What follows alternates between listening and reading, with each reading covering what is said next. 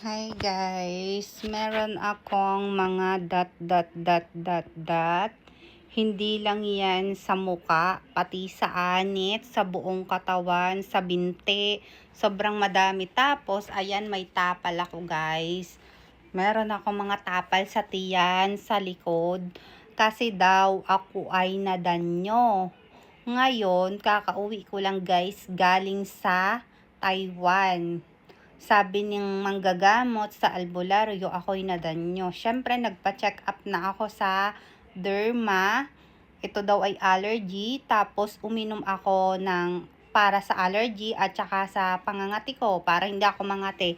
Kaso mo, hindi siya nag-e-effect. Pagkadating ko sa Pilipinas, automatic nagpa-check up agad ako kasi last day ko sa Taiwan, nangangati na ako. Kasi galing ako sa mga bundok-bundok. Tapos pagdating ko sa Pinas, automatic nagpa-check up ako sa K-Skin Korean Derma. Meron silang doktor doon para ma-check up kung anong nangyari sa skin ko. Kasi wala naman akong ibang ginamit. As in. Tapos, ang nangyari, nagreseta sila sa akin.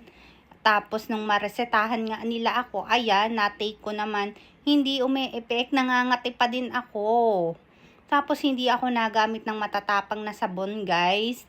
Ang nangyari nga ay nagpunta na ako sa albularyo dito sa amin sa Bulusan, kay nanay. Tapos, sabi niya, nadanyo daw ako.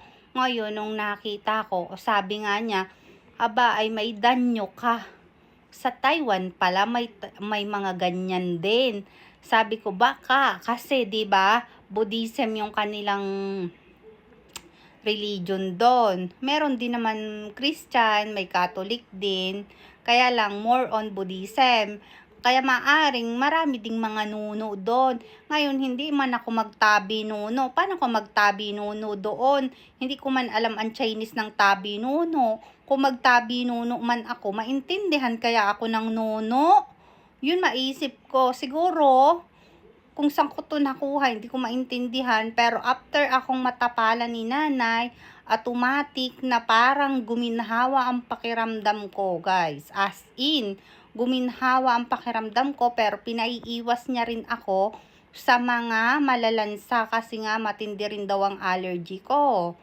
Hi guys, yun lang. Thank you so much.